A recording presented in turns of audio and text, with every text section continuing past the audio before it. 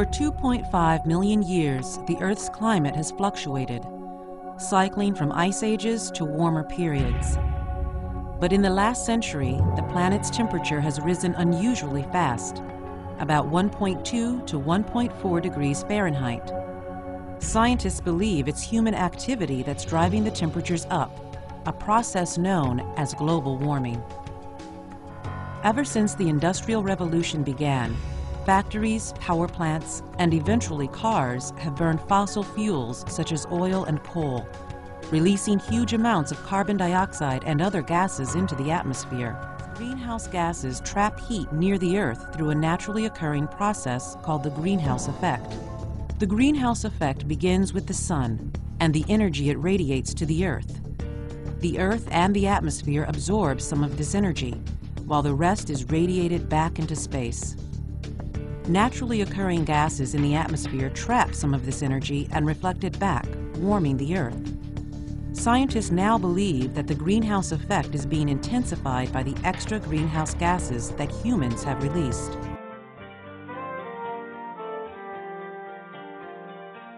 Very warm years. Scientists report that 1998 was the warmest year in measured history, with 2005 coming in second. Meanwhile, readings taken from ice cores show that the greenhouse gases carbon dioxide and methane have hit their highest levels in the past 420,000 years.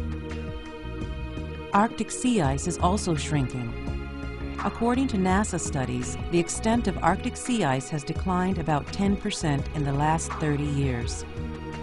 As long as industrialized nations consume energy and developing countries increase their fossil fuel consumption, the concentration of greenhouse gases in the atmosphere will continue to rise. Researchers predict that temperatures will increase about 2 to 10 degrees Fahrenheit by the end of the century. What's less certain is what rising temperatures mean for the planet. Some climate models predict subtle changes. Others forecast rising sea levels which could flood coastal areas around the world. Weather patterns could change, making hurricanes more frequent. Severe droughts could become more common in warm areas, and species unable to adapt to the changing conditions would face extinction. Although much remains to be learned about global warming, many organizations advocate cutting greenhouse gas emissions to reduce the impact of global warming. Consumers can help by saving energy around the house, switching to compact fluorescent light bulbs, and driving fewer miles in the car each week. These simple changes may help keep the Earth cooler in the future.